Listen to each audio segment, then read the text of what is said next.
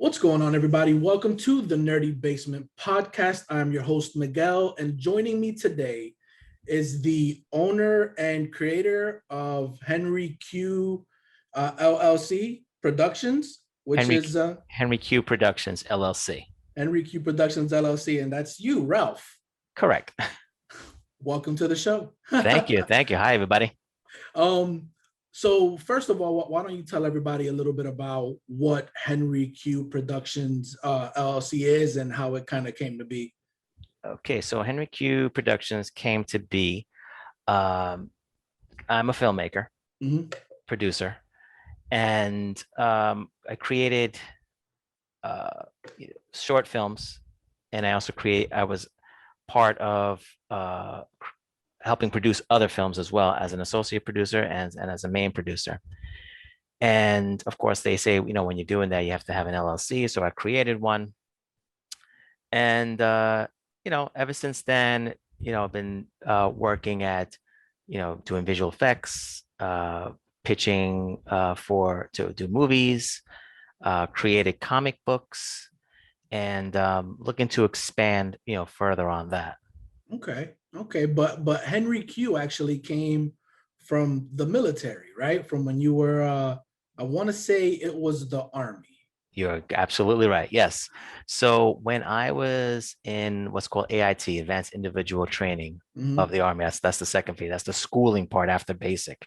Right. So I was at Fort Belvoir, Virginia, in my unit, and a lot of guys from like Midwest could not pronounce my name to save their lives. Which is Henriquez. Uh-huh. And one guy, he was like, Henry Q. And it stuck with me. So they always used to call me Henry Q because Okay. Henriquez was probably, maybe a tongue twister for them or whatever the case may be. But it was something that stuck. And that's why I created Henry Q Productions. See, I love that. Personally, I love that. So I was in the Marine Corps, Oh, right? awesome. Thank you for your And service. first of all, thank you for your service. Because you did 20 years. Yes. Yeah, see, I did my 4 years and then I got out while the gang was good. Mhm. Well, But I was a reservist for the first 18. And okay. then for the last two, they called me on active duty for the Iraqi war. For I what was it? Iraqi freedom. OIF. Yeah. So Yeah. then we were stationed at Fort Dix for those 2 years on base. I wasn't sent anywhere. Yeah. And after those 2 years, I got my 20-year letter and me voy. Full benefits for the That most part. that's it. Honorable See, discharge. I'm out. dude, see, like that's the smart thing, and that's what I guess a lot of people don't understand.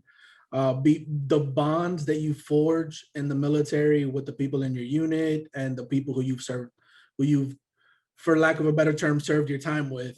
Mhm. Like those are everlasting bonds, man. Oh yeah. I only did 4 years, but I still keep in touch with a bunch of my people who I was stationed on Marine Corps Air Station Cherry Point here in North Carolina. Right. Like I still keep in touch with a bunch of them. Some of them stayed on and are probably at about 15 right now. Hmm. But yeah, no, it was hard for my wife and who was pregnant at the time, Right.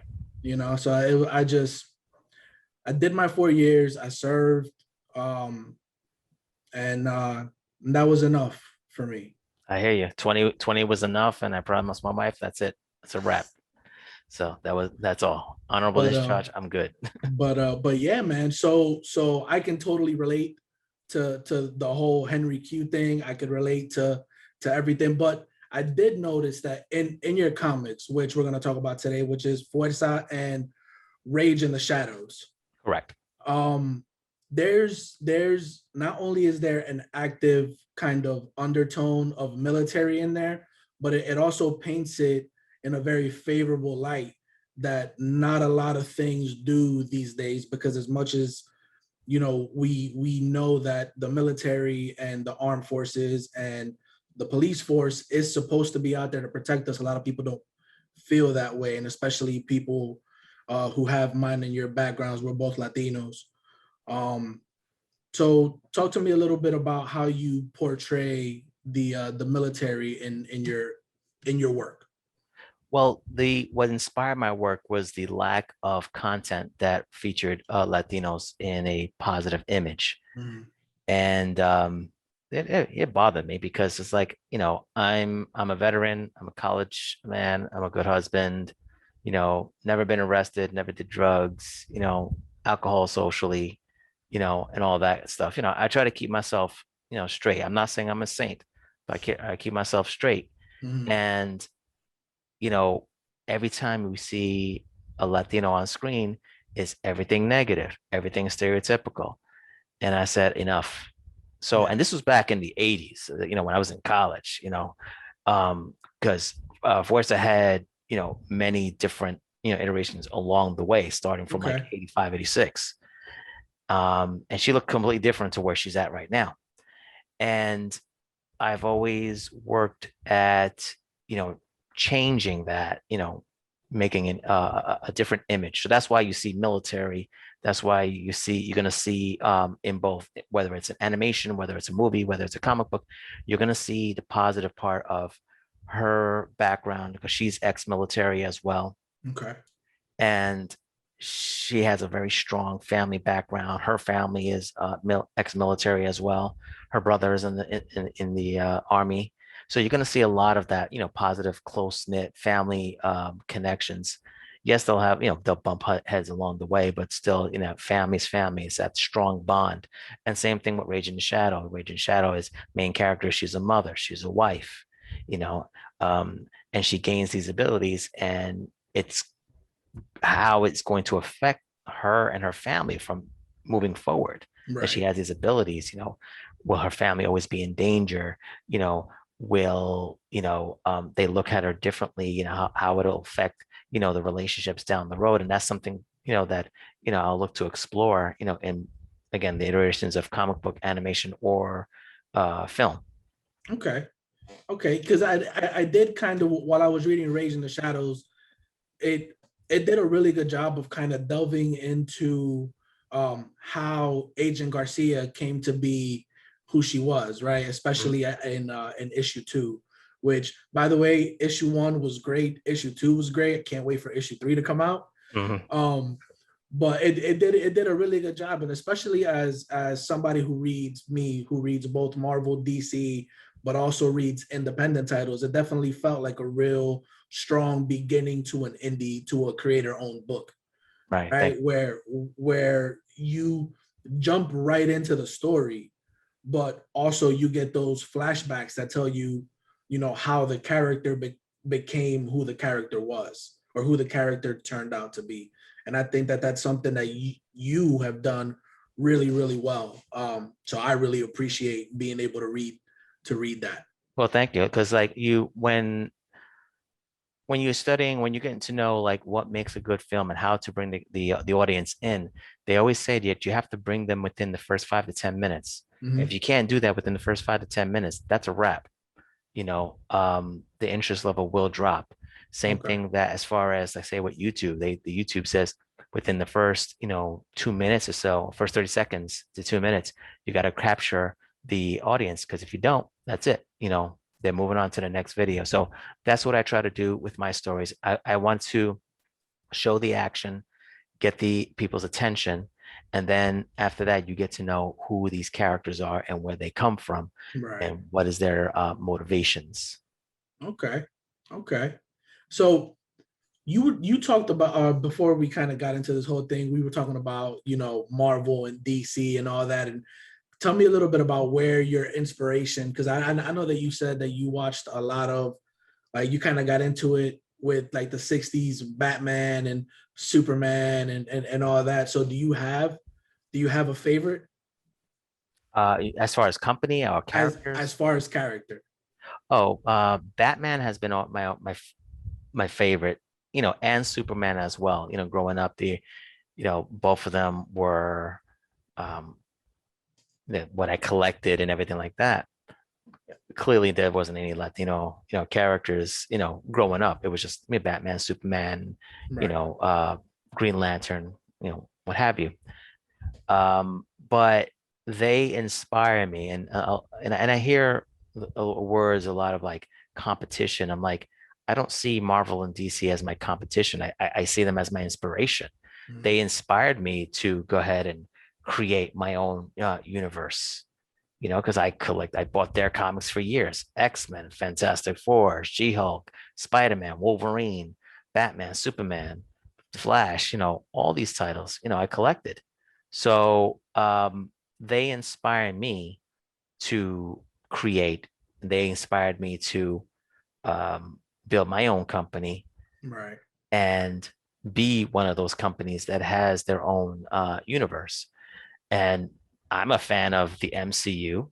You know, I will be a fan of the DCU once they get it together. I was just gonna say whenever they Okay, get their because stuff together. if this is going to be posted on YouTube or any kind of social media, WB, get Henry, if I'm saying his last name, Cavill or Cavill, Cavill, yeah. Cavill, get him back as Superman. He deserves a trilogy. Yeah, End the dude. story. He Dude, end the story. He deserves it. Do it. Get it done.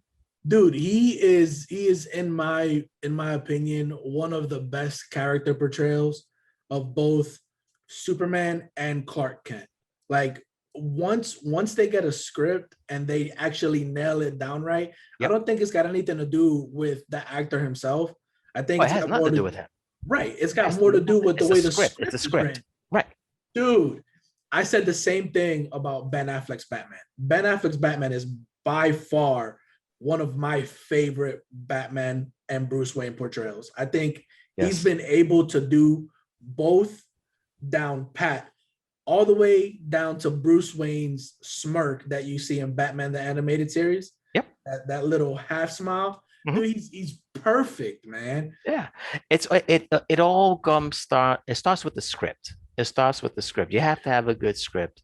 If you don't have a good script, if it's wonky, then you get what you get, Mhm. and then you have podcasts, talking about how it wasn't good, But I really hope to see, Henry Cavill, come back as Superman, for another two movies, and kind of separate from the whole, Zack Snyder universe thing, kind of a little bit separate, give him his own thing you know, and show what he could really do. Plus, I want to see him in Black Adam.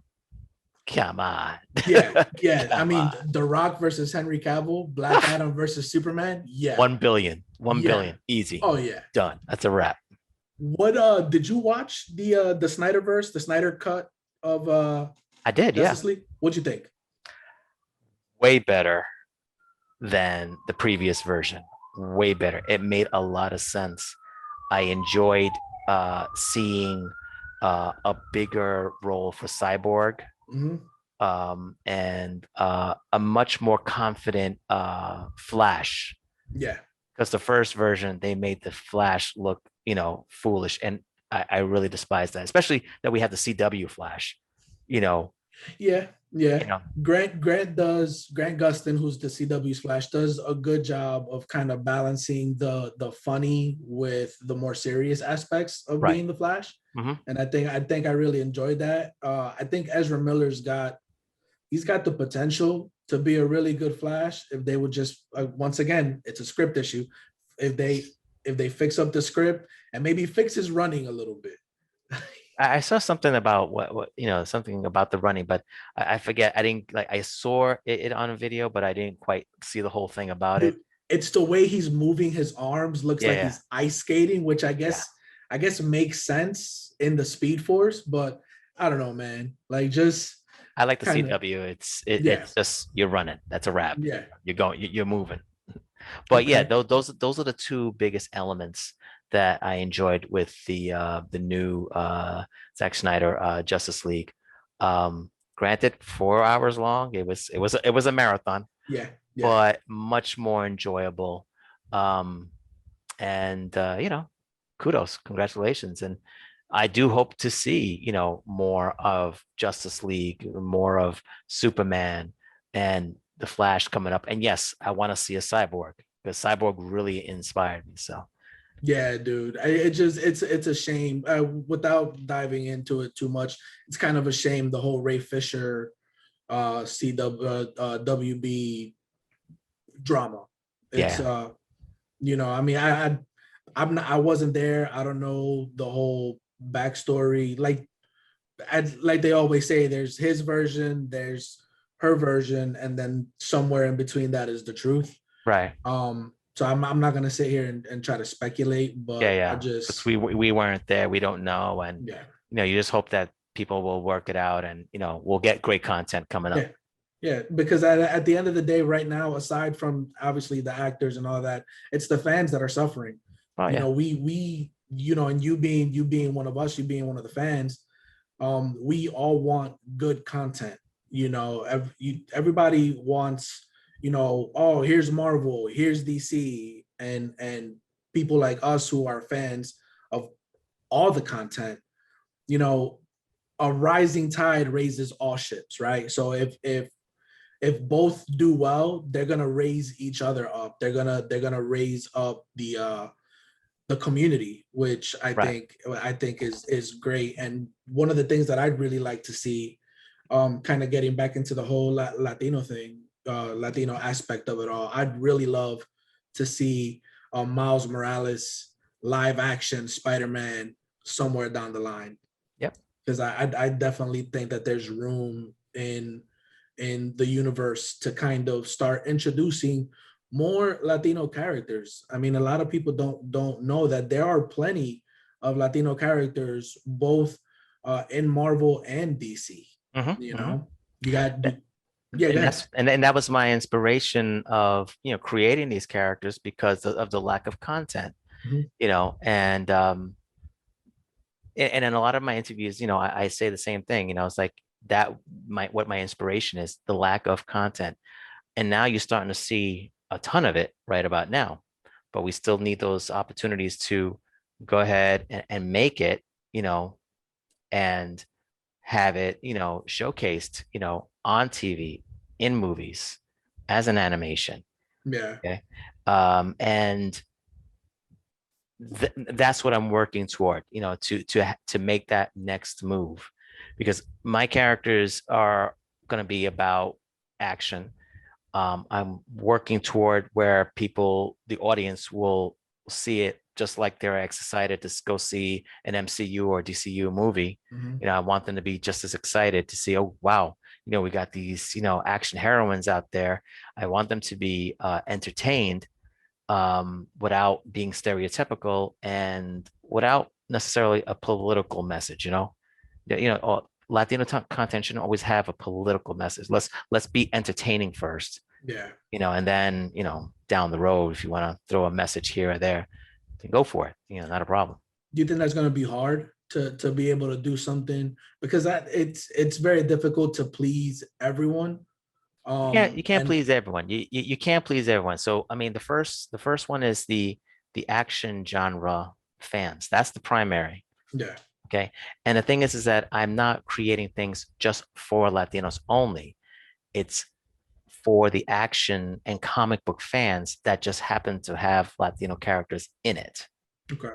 Because the minute you start saying it's a Latino movie, then you start,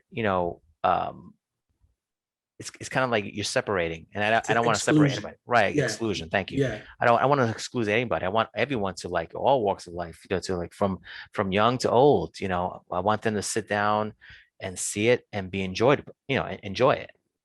Kind of makes me think about Black Panther a little bit, right? When the Black Panther movie came out, like yes, it was geared towards fans of Marvel Comics, right? Because how when did we ever think that we would be able to see a live action Black Panther movie that features Wakanda and features all these um kind of hidden gems about Right. what it is to be you know a black character in the MCU, or to be a black character in Marvel Comics, especially dating all the way back to the 60s and 70s, where it wasn't necessarily a good thing to Right. be a person of color back in those days.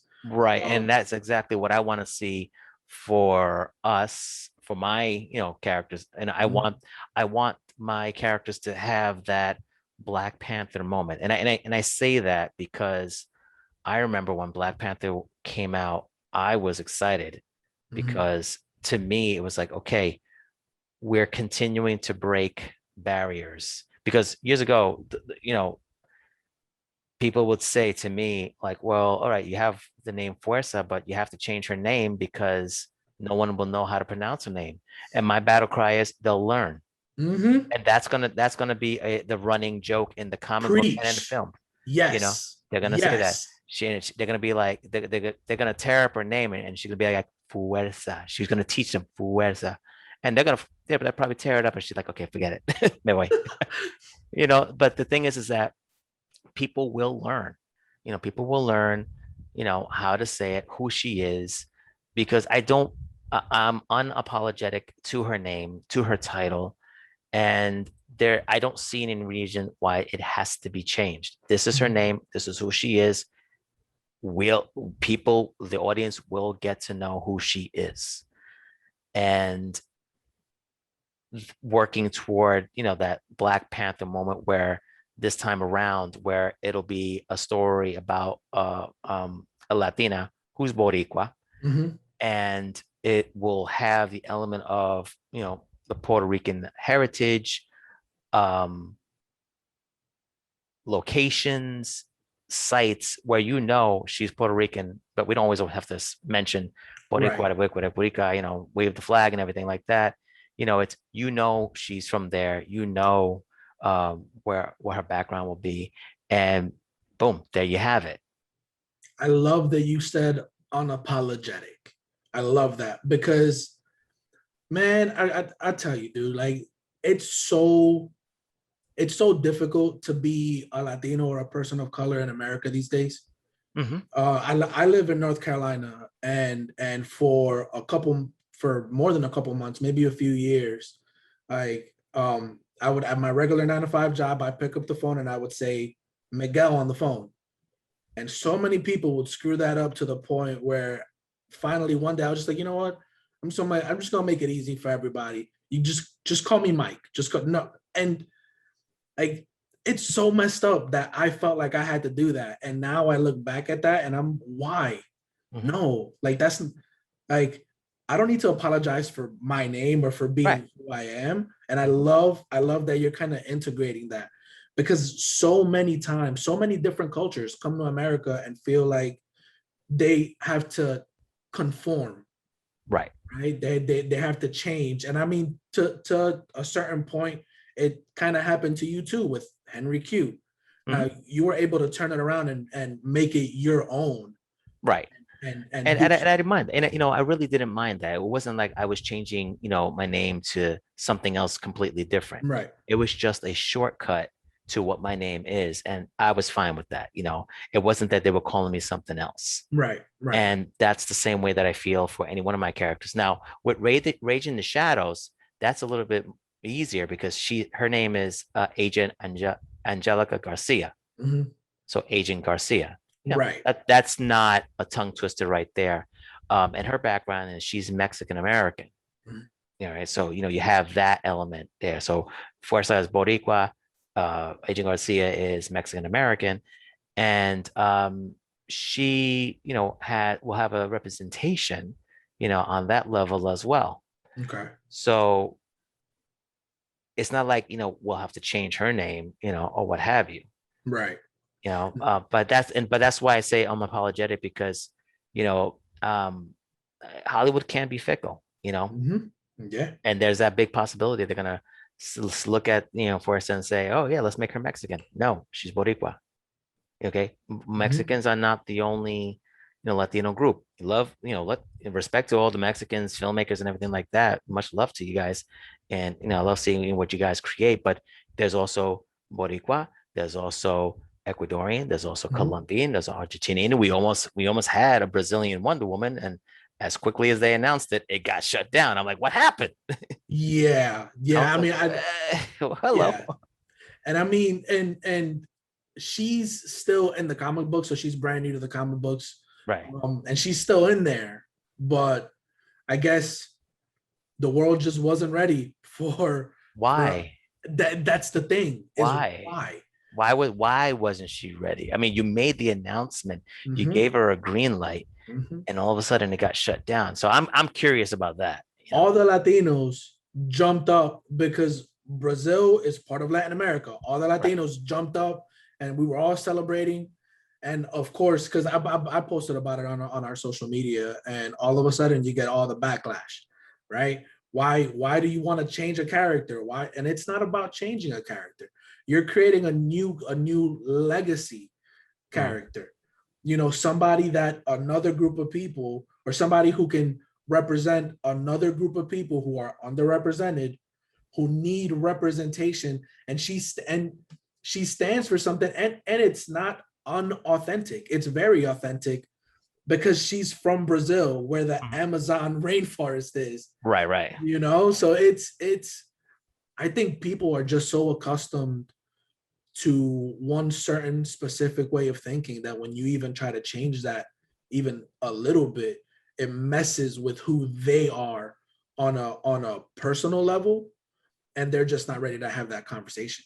Well, I kind of understand that because if you're gonna change Batman and Superman growing up, it would be it'd be a change. Yeah, It'd be a change. So yeah, it's something to get used to, you know, because there is room for other universes and other stories to be told. There are multiverses. I don't mhm, know if these stories are in the same universe as the original characters are, but right. there is space to have a different version of that. We Mhm. just have to be willing and open for that. Speaking of kind of like legacy characters a little bit, do you think it was easier for Miles Morales to kind of break in to Oh the yeah. whole spot? Well, why do you think that is? Well, like we're just talking about now, we're talking representation and diversity.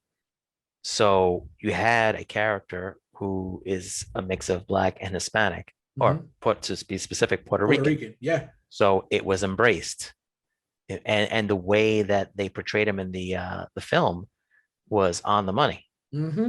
Okay, so kudos, and they won an Oscar for it. So you won an Oscar for it. So there Yeah, you go. So we are ready to have other characters out there.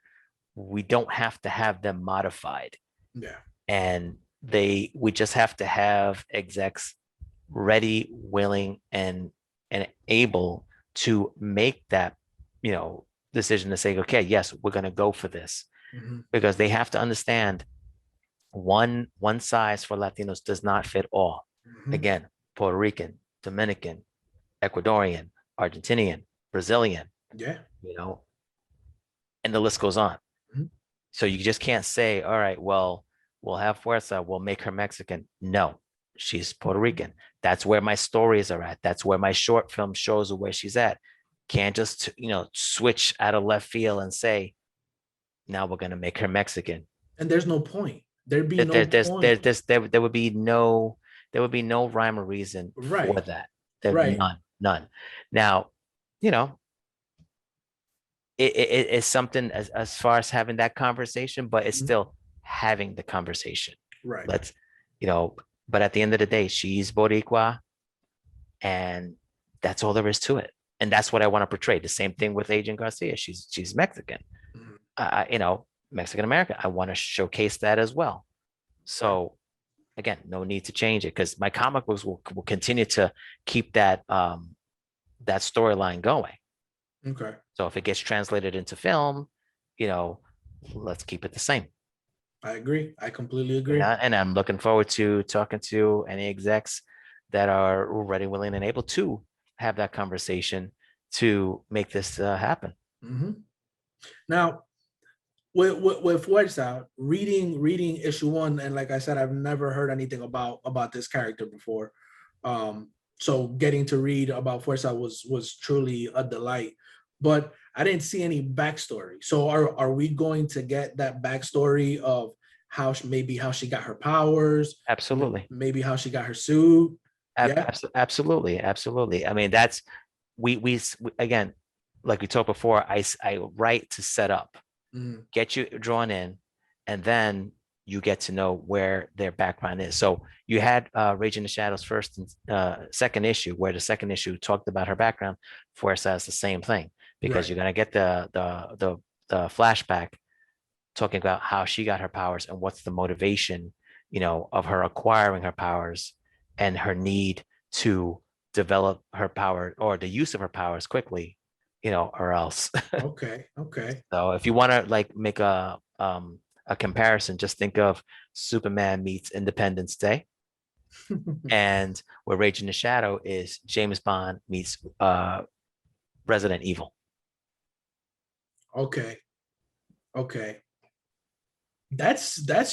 See, that's super cool, man. That's super cool. The thing that kind of drew me in with Rage in the Shadows was trying to figure out what exactly it was that was pushing Agent Garcia forward, and then come to find out that she had a very not necessarily a traumatic event happen to her, but she had a very significant event happen to her family, without getting into details, for people who need to go out there and buy these books. Which, by the way, before I forget, where can people find these books? They can order their copies on indieplanet.com. You can type in Rage in the Shadows, or you can type in Fuerza, or you can just type my name, Ralph Henriquez, with an Henriquez, and you'll see all three of my titles listed, and you can order one or you can order them all. Okay, and these are going to be available in digital and print. Yes, you can also find digital prints on Kindle on Amazon.com. Okay. So All right. I'm Amazon Kindle. Okay, cool. Now, getting back to Rage in the Shadows, because I just wanted to throw that little plug in there before I forget, because I Right. probably will forget. But when Agent Garcia had that event happen with her husband and her daughter, it kind of threw me into that kind of situation, which I love, because I love situational events where I can kind of picture it happening on my end. Mhm. So that really drew me in, and then come to find out how she got her powers, and everything kind of surrounding her husband, and this mysterious group that her husband kind of got mixed in with. Mhm. Like all that was super interesting. Are we going to learn more about that group too? Of course. You're gonna find everything as the issues continue. I will dive into backgrounds of the motivations for a lot of these characters, Okay. especially with the main character, Mhm. Dr. Nathan, Okay. and you will see what triggers him and what's pushing him forward for doing the things that he does. Okay. What can we expect from it going forward? Is it going to be an ongoing? Is it a mini series story for both Rage in the Shadows and Fuerza? Is it an ongoing or? It's going to be an ongoing. Okay. I would like to go faster, creating these comics. Yes, I am a slow person, doing that, with my 9 to 5 job and everything like Vision that. Vision takes time. Oh, Vision takes yes, time. absolutely. But also it's like I'm kind of like a perfectionist, and my wife is too, because she's my proofreader. She's she helps me out along the way. Yeah. We toss ideas around, and she also gives me like her female point of view about how a female could act, would act, should act, react to, and all that stuff. So Is she she's is she more Agent Garcia or is she more Fuerza? I would think she's more of Agent Garcia. She's more of an Agent Garcia, type. Okay. Okay. Does she have a little bit more input in maybe Agent Garcia, and kind of fleshing out her character, and kind of inspiring you to how that would play itself out? There's always like some element that I apply, my wife's traits into these characters. Her being Puerto Rican woman, herself Latina as well, Mhm. living, being with her for so many years. I kind of, see like how she reacts to certain situations. And of course, with my other family members and friends of different nationalities, how they react to different situations. I watch and I observe, and it's usually they're all a bunch of firecrackers. They're all a bunch of firecrackers, Oh you know, man, just a bunch of loud, laughing, having fun Puerto Rican people. just I don't love step it. on their toes. I love it, dude. I love it. I love it. But yeah, man, like what can we do as a community to help support you and your vision? Um, like Sure. anything we can do to help? Most important, buy the comic books. Buy them. Continue to buy them as time goes on. Spread the word. Okay. Share it with your family and with your friends. Let them know it exists. Share it on social media. If you have any kind of accounts, show the comic that you bought it. Let them know how you like it. And there's probably going to be some people that say, I didn't like it. Like you said, you can't please everybody. But my goal is Right. to try to please as many people as possible with good stories, with good art. And basically, that's how it has, should be. Spread it out. Let's get it worldwide if possible. And so if people are seeing this overseas, buy it. And, I think Indie Planet delivers overseas. Okay. You can get it, on PDF and all that. Not PDF, Kindle. Mhm. You can download from also Comixology. It's available there too. Oh, that's awesome. Yeah, so you have different portals of how you can access the comic book. And the more that people buy, the more that they share, the more that they spread the word, the more that people know about it, the more that I will be able to create this content. Okay. All right. Well, I mean, there you guys have it. Make sure that you guys are going out and supporting Henry Q. Make sure you guys are going out and supporting Ralph Henriquez and support the Latin movement and representation, because we need more of that as a community, as a planet. We need to support each other. We need to help each other. We need to come together as not just our own separate individual communities, but we need to come together as a people and Yes.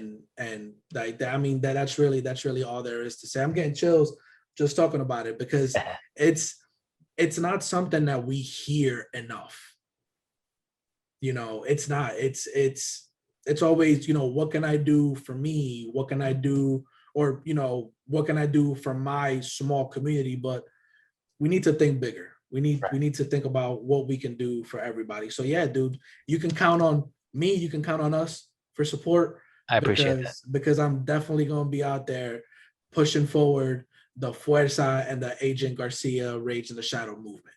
And Because I also want to thank the Nerdy Basement, the entire team for taking the time to interview me and showing the support, spreading the word, because that's the only way we're gonna make it.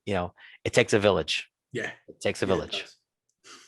But yeah, hey, where can people follow you on social media? They can follow me on Twitter, Henry Q Productions. They can find me on Instagram, Henry Q Productions LLC, and also on Facebook, Henry Q Productions. And I also have a division of Henry Q Comics on Facebook, so they can see the comic aspect.